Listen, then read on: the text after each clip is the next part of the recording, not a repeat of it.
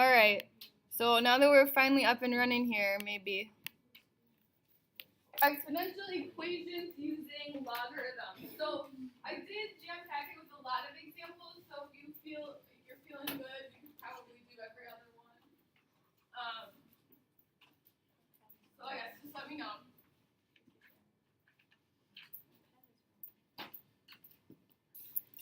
Don't forget that stop box.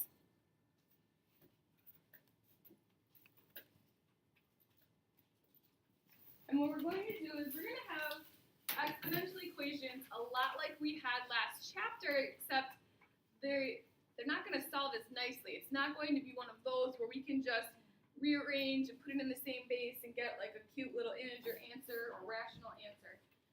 It's going to be a little bit more complicated than that, so we can use what we know about logarithms to get our answers. So we've talked about this a lot, how if we've got the same base, so like this is 10 and 10, that cancels out, it's just 6. This is 2 and 2, it's just 5. This is E and E, it's just X. Like we've talked about that like almost every day. So keep that in mind. Thank you. And so what we're going to be doing for the first several examples is solving for X. And it says give an exact answer. Have we talked about that yet this year? Exact answers? Okay, so exact answers are definitely not decimals, definitely not rounding, definitely not something you punch into your calculator. So our answers will still have log in them, but we'll simplify them as much as we can. So the way that we'll do this is we'll get whatever power of X we have by itself, if we have to. The first couple examples we'll look at, it's already by itself, so we won't need to do that. Then we'll take the log of both sides and go about simplifying. Now, we can take the log in whatever base we want. Any ideas of what base might be a good idea to use? Yeah, exactly, base 10, because if we wanted to get an approximate answer, then we can go to our calculator and use it. So we'll mostly go with base 10, except if there's E in our problem, then we're going to go with natural log. So we're going to use those two bases for the most part here. All right, so we're going to have a couple of examples here. We're going to solve for X and give an exact answer. So the first example, 3 to the X power equals 100. So what we can do then is it's already that power of X is by itself, so we can right away take the log on both sides. So I've got log of 3x equals log of 100. And that is something that was in those notes that you guys didn't get on Tuesday, unfortunately, but in fact we can take a log on both sides. So then we can do some simplifying. Like I want to figure out what X is. I've got to get X by itself. So one of the first things I can do is use one of my laws and bring it out front.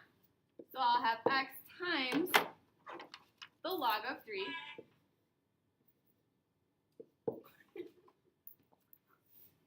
And we can also do some simplifying excuse me, on the right, because that's base 10. I can write 100 as a power of 10, right? 100 is 10 squared. So I can use this to simplify it a little bit more, because like we just talked about, those cancel out. So I end up with X times the log of 3 equals just 2. So you won't necessarily always be able to simplify that side, but because we can, we will. So kind of keep an eye out for that if you've got a base 10 and you've got 100, 1,000, or what have you, to simplify that a little bit further. Now, how can I get X by itself? If it's X times the log of 3, how can I get rid of the log of 3 on that side? Divide. So I can divide both sides by the log of 3. So I end up with X equals 2 divided by the log of 3. And that is where I will stop. X is by itself. That's an exact answer. There's no rounding or anything, so we don't want to like plug that in our calculator right now. I could if I wanted to, but that's my exact answer. Solving for x. Any questions? Why don't you guys try the other one? 6 to the x power equals 1,000.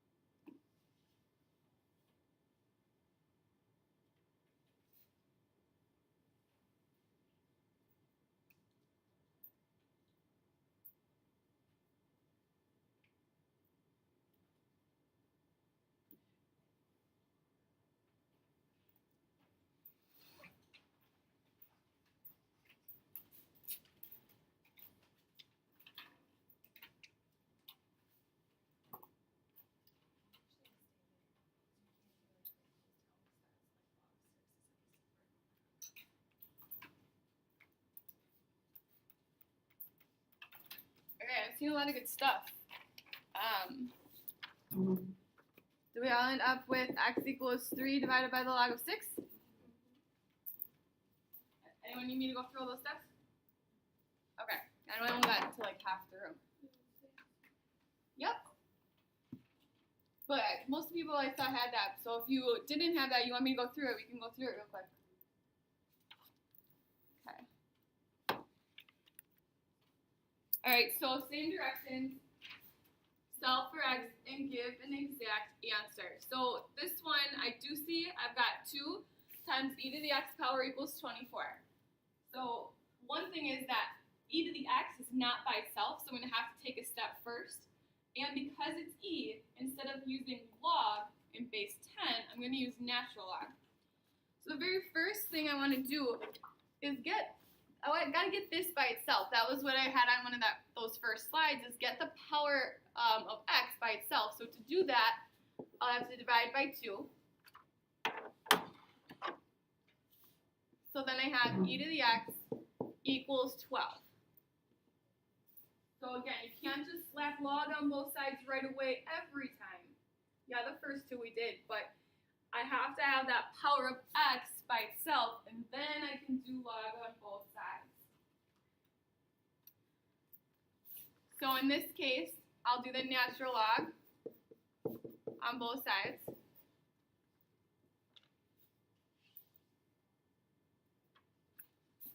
And then I can cancel this out, because remember, ln and e cancel each other out. So x equals the natural log of 12. And again, I want an exact answer, so I'm not going to plug that into my calculator at this time to figure that out. Any questions on that one? So this other one here, I've got e to the x over 3 equals 5, but it is by itself. This is already by itself, so I can just take the natural log on both sides right away. So the natural log of e to the x over 3 equals the natural log of 5. So do you guys see that difference, like when I can and when I can't just do log on both sides?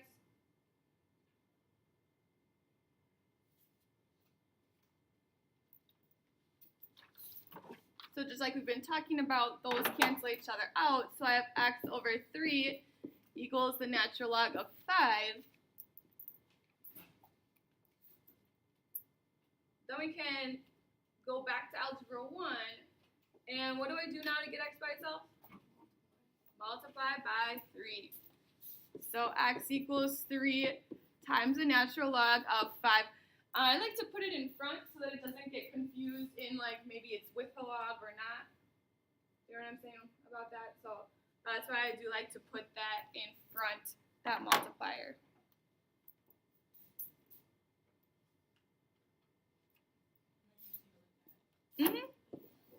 I suppose if you wanted to do this, you could. Like that would not be wrong, but it's fine easy. But you know, like using that law to put it inside, we could do that. It would not be wrong, but we're fine with it out front.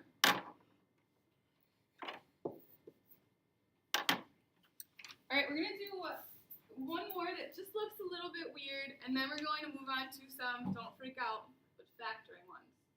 Okay? Don't freak out, we'll be okay.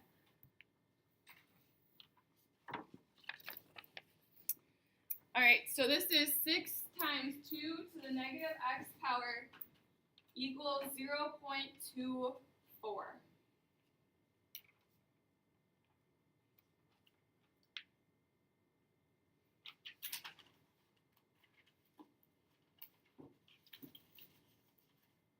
So what do I do to get that power of x by itself? Because again, this is not by itself yet. Divide by 6.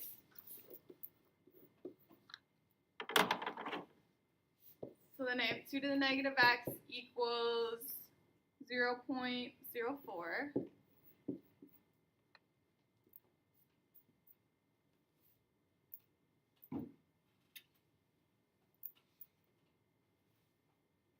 What's the next step? Log on both sides.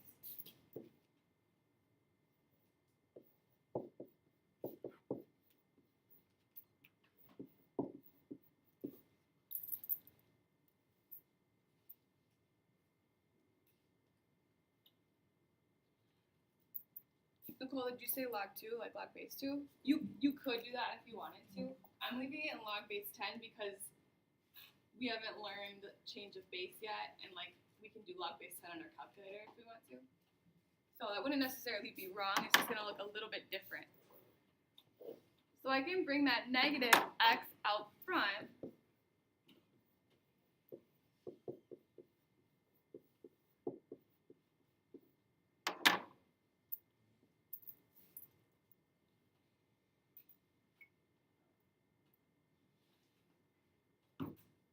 And then I got like 2 steps to getting x by itself. What's that first one? Divide, good. So I have negative x equals the log of 0.04 divided by the log of 2. I'm just going to check, because I do think they leave it in base 10 most of the time. Yeah, so do it in base 10 because that's what it's going to be in the back of the book. Though the other way is still workable, we're not going with that way right now. Alright, I got to get x completely by itself, so what will my final answer be? It's not super cute, but... So if negative x equals this, x is going to equal negative log of 0.04 divided by log of 2.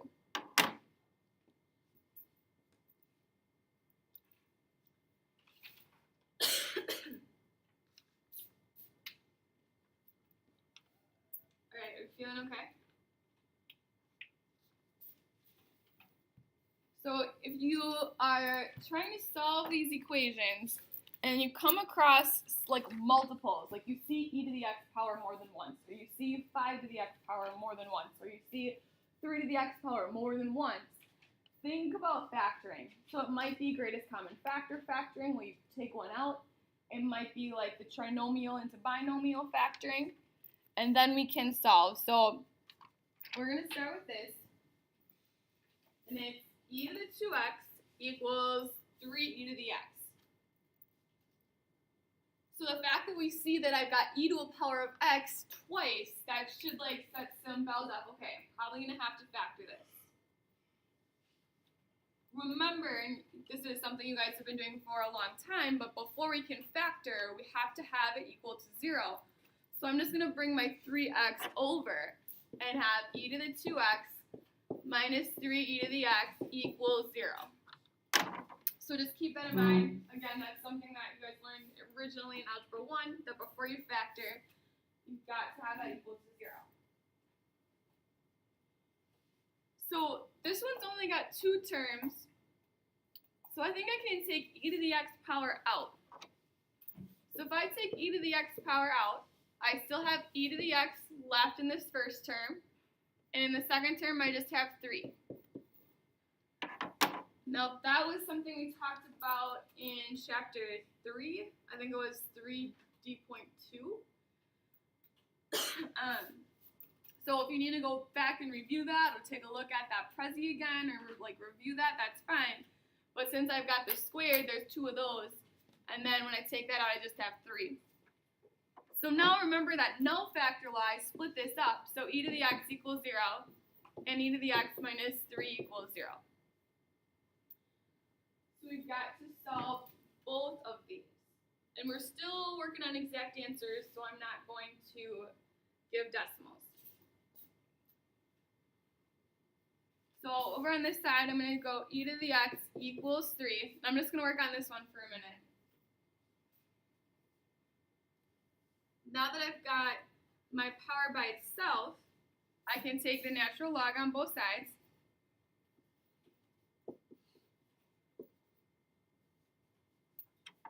And then the ln and the e cancel out, so x equals the ln of 3.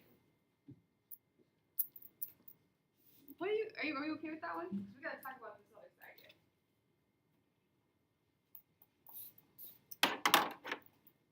Taking a look at this, is there any power that I could raise e to that's going to equal 0?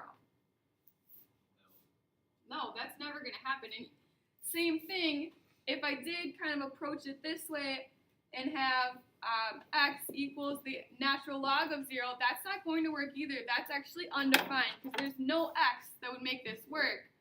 So that side is undefined. So again, if we think it through, there's nothing I could put in here that would ever equal 0. Because e to the 1 is e. What's e to the 0? 1. E to the negative 1 isn't going to be 0, because e to the negative 1 would be 1 over e. So that's never going to work out. So there's no answer for that part of it. All right, so we're going to take a look at one more factoring one before we get to kind of a different type of problem. But still solve for x and give an exact answer. I've got e to the 2x minus 10 equals e to the x plus 10.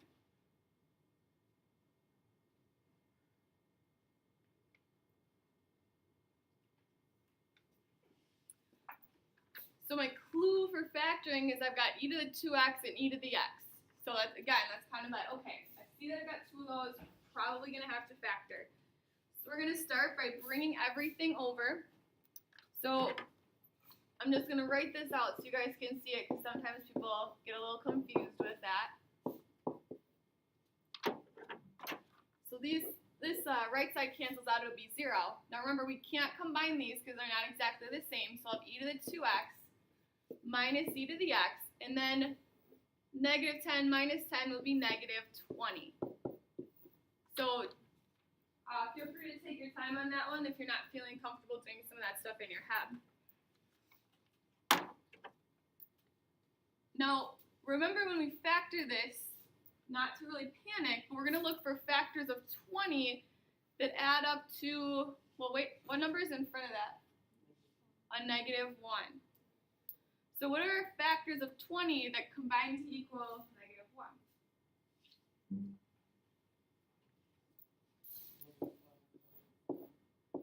Negative 5 and what? Positive 4. Because that's a negative 20, and then negative 5 plus 4 equals negative 1. So we can jump down right away to 2 parentheses that are, so I've got e to the x minus 5 and e to the x plus 4. So try not to make it harder than it is. Just look at that last number and see how we can get factors of that combine to equal that middle number and jump right down to those 2 parentheses. Any questions? So then I again split it up.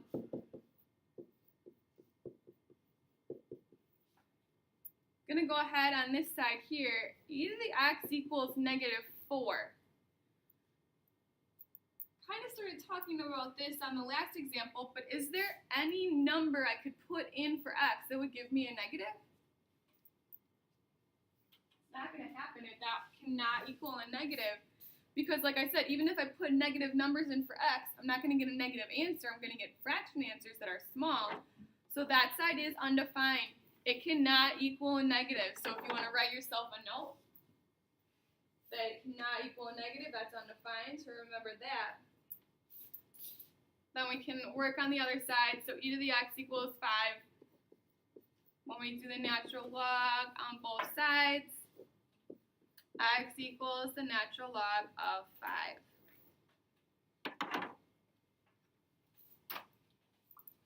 All right, how do we feel about this stuff? Doable? We're going to stop at the stop box and then just have one last example whose set of directions is different. I just want to make sure that you guys understand that set of directions.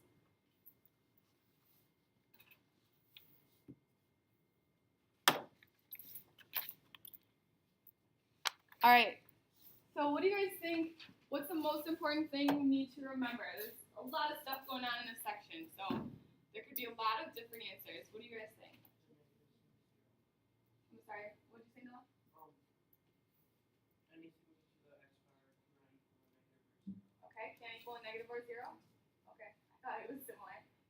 All right, so anything else?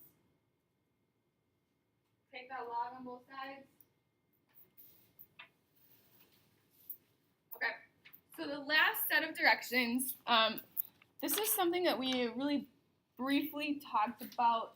Well, not exactly briefly, but we talked about this in chapter 1 with quadratics.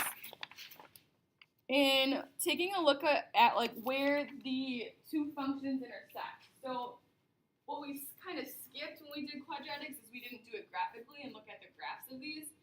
But it says find algebraically, so you're not supposed to use graphing anyways, the points of intersections of these two functions.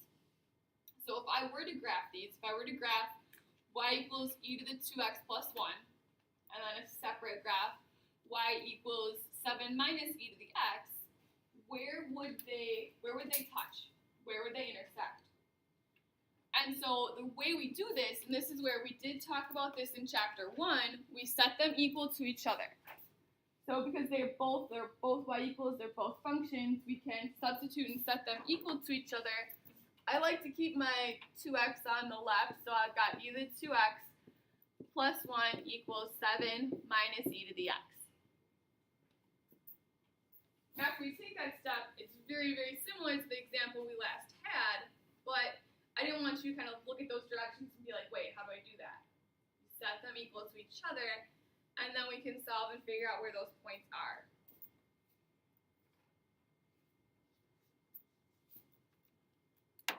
So just like last time, I'm going to bring everything over. So I'll have e to the 2x plus e to the x. And when I do 1 minus 7, I'm going to get negative 6.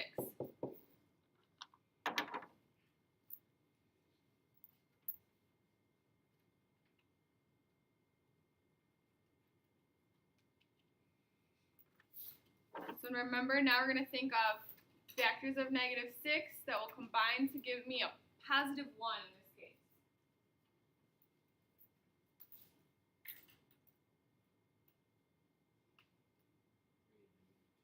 Beautiful. 3 and negative 2. So then that's a positive 3 and negative 2.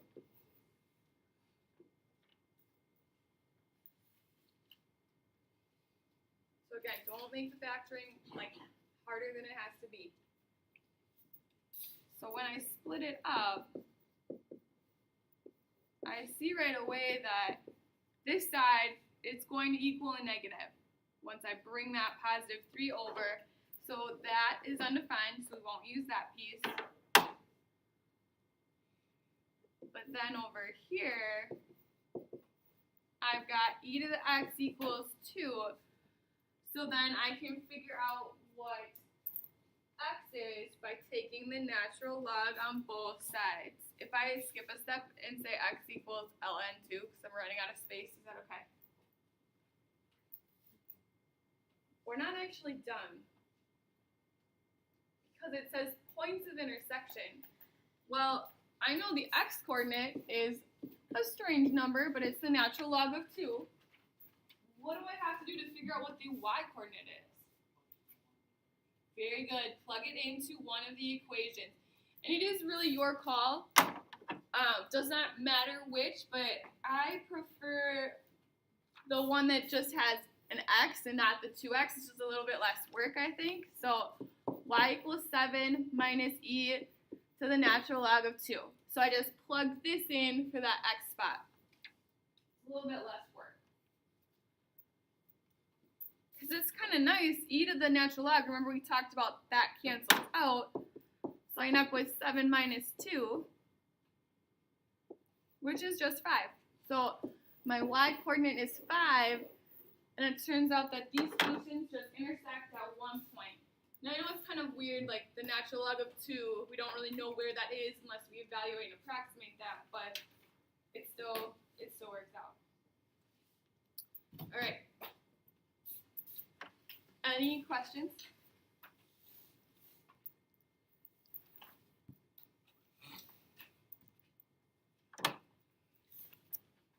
So here is your 4E assignment.